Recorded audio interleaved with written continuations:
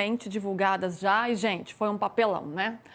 Foi assim, teve uma boa dose de xenofobia, na minha visão, de desrespeito contra o treinador da seleção brasileira que estava lá, de medo, de protecionismo, reserva de mercado e que mostra, né, por que a gente está onde a gente está. Quando a gente está diante de um técnico que a gente está recebendo, alguém que vem de fora, ao invés de a gente tratá-lo bem, a gente faz o que fez. Então, foi muito feio. Acho que é alguém com quem a gente deveria aprender, com quem a gente deveria respeitar acima de tudo. Foi um papelão, foi muito feio, foi, assim, constrangedor. Pedro Lopes está aqui com a gente, vem acompanhando essa história desde ontem e vai contar um pouco das apurações, né? O que ele apurou, o que ele traz de informação para a gente. Pedro, acho que tem vários pontos dessa história aí, né?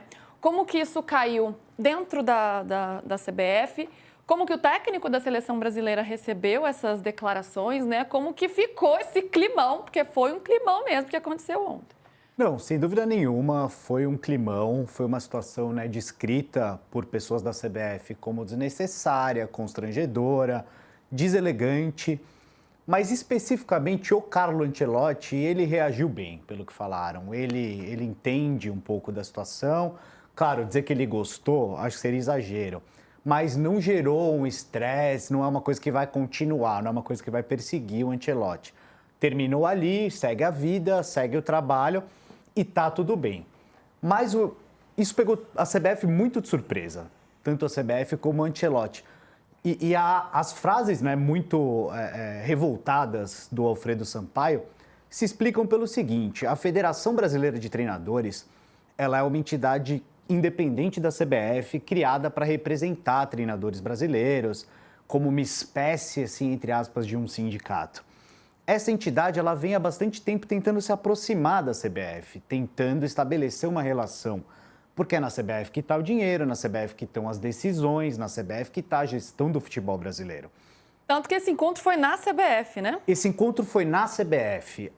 O pessoal da federação esteve na CBF há mais ou menos um mês, no começo de outubro. Fizeram uma reunião com o presidente, o Samir Chaudhry, e dessa reunião saiu o embrião desse evento. A CBF decidiu ceder a sede, ceder o espaço, e como parte desse processo político de aproximação, a federação incluiu na pauta uma homenagem ao Carlo Ancelotti, que foi como convidado de honra para o evento.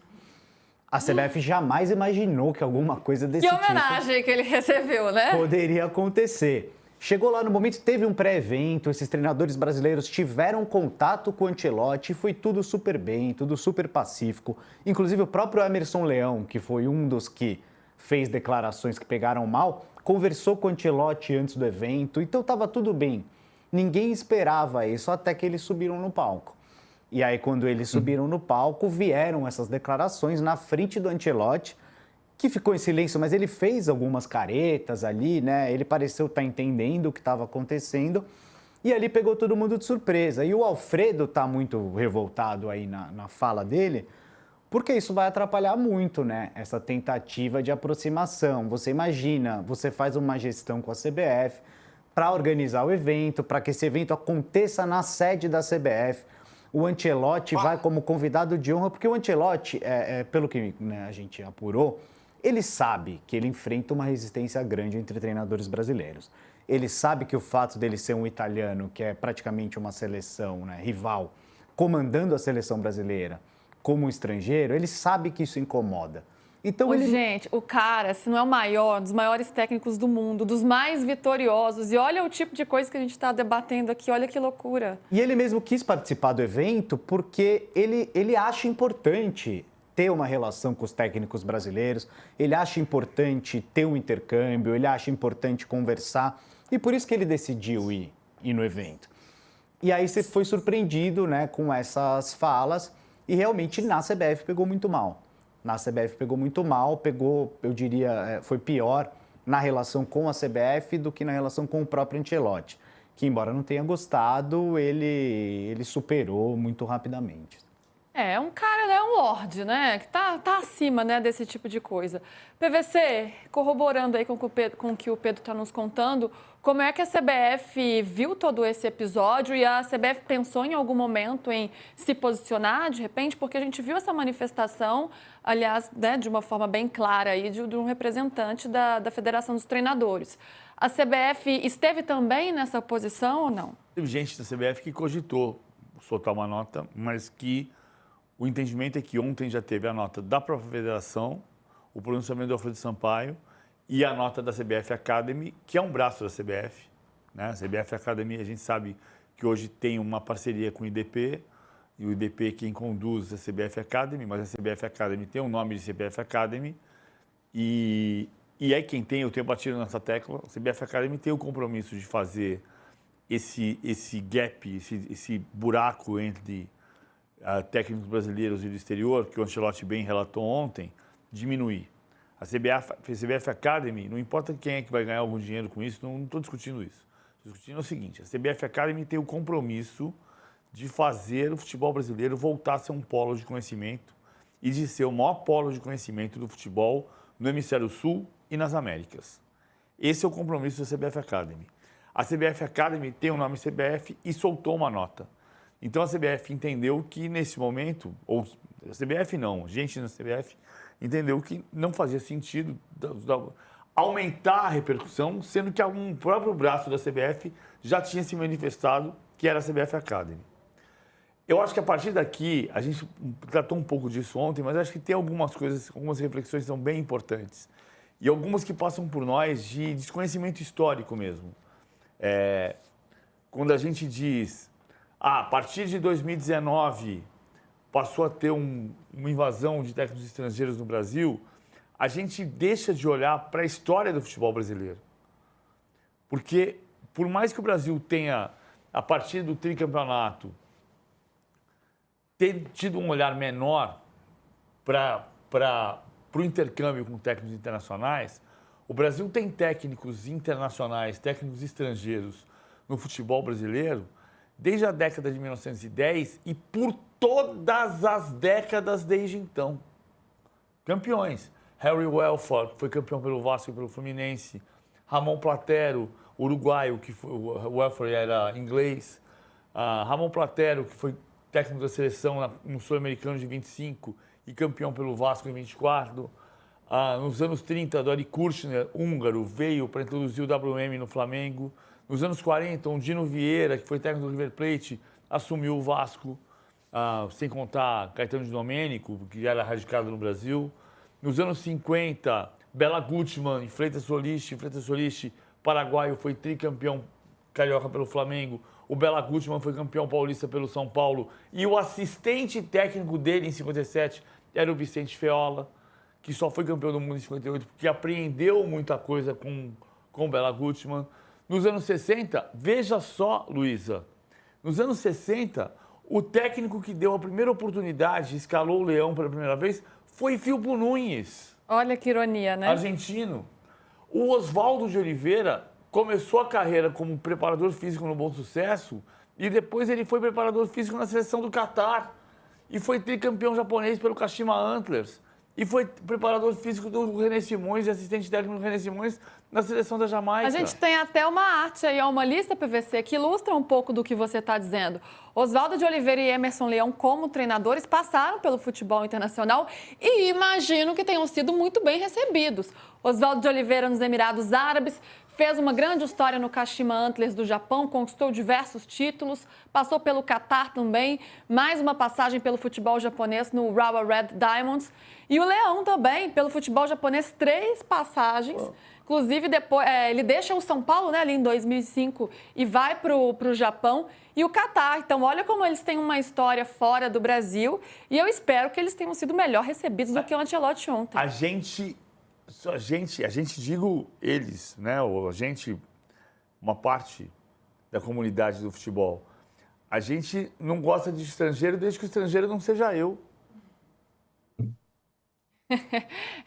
É isso, né, gente? O mundo hoje é assim, né? O intercâmbio completo, totalmente globalizado. Mussetti, a gente viu as declarações dos 2 treinadores, do Leão e do Oswaldo de Oliveira. O Leão, né, nem está mais também à frente de um time, um ex-treinador. Mas a gente acompanhou ontem, né? De ontem para hoje teve bastante repercussão. Acho que deu para ver, rever, ouvir, reouvir. Mudou a sua opinião em relação a ontem? Piorou? Melhorou? porque de fato foi bastante constrangedor. Como que você fez essa reflexão de ontem para hoje sobre o que eles falaram? Só piorou, Lu. Para quem assistiu, o momento completamente The Office, né? Que são aquelas imagens que te dão um arrepio, assim, que você fica A constrangido chamada de vergonha verdade, alheia, assim. né, Mussetti? Nossa, total, assim, você franze o olho, você não quer assistir até o final, foi muito zoado. E o que mais me surpreende é a CBF não ter imaginado que uma cena dessa poderia ocorrer, porque isso é histórico, nós não recebemos bem treinadores estrangeiros. Todos os treinadores, ou pelo menos a grande maioria, o Felipe Luiz é uma exceção, enfim, mas quantas vezes a gente já viu o Dorival, o Roger Machado, em alguma oportunidade, algum podcast, alguma coletiva, eles questionarem. Eles são bem recebidos, eles são bem-vindos, mas sempre tem uma vírgula há muito tempo. E o Oswaldo de Oliveira, em 2022, falou que o Brasil poderia contratar treinadores estrangeiros, desde que fosse para bocha, para esgrima, para ginástica olímpica. Então ele tem histórico de xenofobia mesmo. São declarações fortes há 3 anos. Eu acho que também a questão do Oswaldo repercute mais pela forma caricata, como ele falou, meio coach, gritando. O Leão também falou coisas feias, pesadas, atrocidades, mas de um jeito mais sereno e ainda falou que a culpa era dos treinadores brasileiros. Então me surpreende muito a CBF ter imaginado que pudesse ser um encontro de alto nível e também me surpreende que o Ancelotti tenha lidado bem. Acho que mostra a maturidade, né? Chega um momento da tua vida que você sabe quem você é, o que você pode fazer e você lida bem com esse tipo de coisa. Ele deve ter dado risada, como está mostrando nessa imagem, porque eu acho que outros treinadores com menos bagagem que o Ancelotti se sentiriam pressionados e poderiam tomar atitudes aí depois dessas declarações do Oswaldo e do Leão. A CBF ela não teve nenhum controle sobre a programação do evento, né? Ela só cedeu espaço, né? Sobre a agenda. Ela só cedeu o espaço mesmo e, claro, cedeu o seu treinador. Fez um meio de campo ali para o Ancelotti participar. Mas é comum nesses eventos que ex-treinadores e treinadores mais, né, da velha guarda sejam homenageados, subam ao palco. E como teve o pré-evento, né? E esses treinadores já estavam dividindo espaço com o Ancelotti. E não teve ali nenhum incidente, ninguém falou nada. Um ambiente controlado. Ninguém imaginou realmente que isso fosse acontecer, né? Que justamente com o microfone no palco e com o Ancelotti do lado, esses treinadores fossem falar o que falaram. Foi uma coisa que pegou todo mundo de surpresa. E entendendo tudo, né? Porque o Ancelotti, ele já está falando muito bem português, né? Ele mergulhou muito aí no nosso idioma para aprender logo. Então, a entender, ele estava entendendo.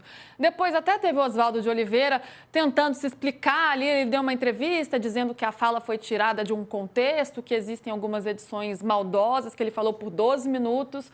Mas a gente acompanhou bem a declaração. Pedro, para a gente encerrar esse assunto, a CBF teme mais alguma repercussão, talvez uma repercussão internacional, se isso pode ir para fora do país e gerar algum tipo de dano à imagem? Com o Ancelotti, pelo que você está nos contando, parece que vai ficar tudo bem, né? Foi chato, mas bola para frente, até porque tem muito trabalho pela frente, a gente tem outras coisas mais importantes.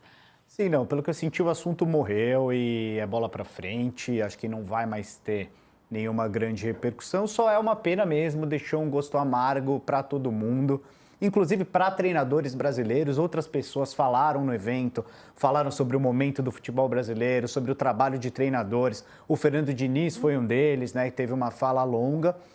E, claro, o comportamento do Emerson Leão e do Oswaldo de Oliveira ofuscou completamente o evento. Só se fala desde ontem no comportamento deles com o Carlo Ancelotti, e isso deixou um gosto amargo para todo mundo que estava envolvido aí nesse evento. Boa. Obrigada, viu, Pedro? Obrigado. Que bom ter você aqui no De Primeira com a gente. Minha gente, vamos para o intervalo rapidinho, a gente continua aqui no YouTube, aí na TV a gente volta um minutinho. Aliás, Canal Otto completando 1 ano, hein, gente? É para a gente comemorar bastante. Mas fica com a gente no YouTube, daqui a pouco a gente está de volta. Estou aqui, vamos lançar aí a nossa enquete de novo para a galera aí votando? Quem foi beneficiado com as alterações do calendário no fim do Brasileirão? Palmeiras, Flamengo, Galo ou ninguém? Quem vocês acham, hein? Vão votando aí. Tô de olho nas mensagens aqui de vocês, peço mais likes também. Tô acompanhando, né? Porque isso gerou um grande burburinho, todo mundo se envolveu muito, foi um grande assunto aí nas redes sociais. Então, tô vendo o pessoal aqui falando. O Manuel Filho está dizendo que sim, foi xenofobia. A Mara fala, ninguém é obrigado a aprender português.